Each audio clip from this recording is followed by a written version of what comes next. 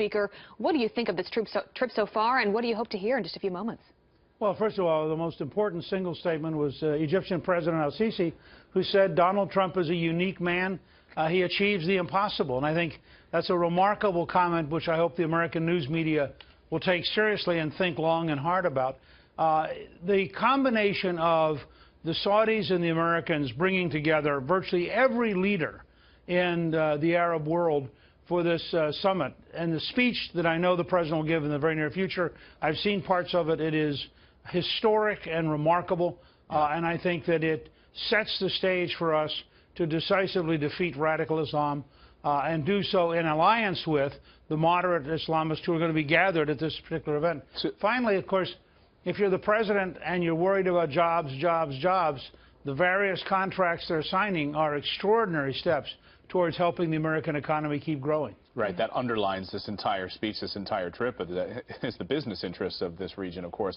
I want to get your take on this. You mentioned some of the excerpts of the speech that you've been reading, that we've been playing and talking about this morning.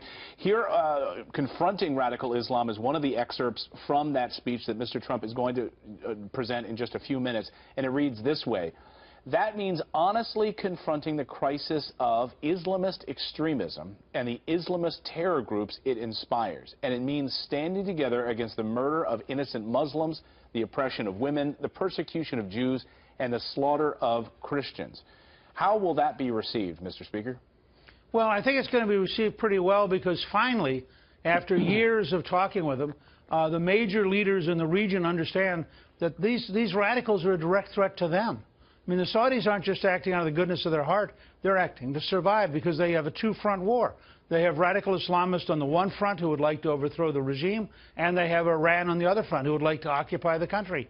And so they have been forced by reality into becoming our allies. And let me note, by the way, because I already watched one of the other networks trying desperately to draw a gap between what Trump said as a candidate and what Trump is saying here. This is a very strong, very direct speech being given right there in the face of all of these major leaders.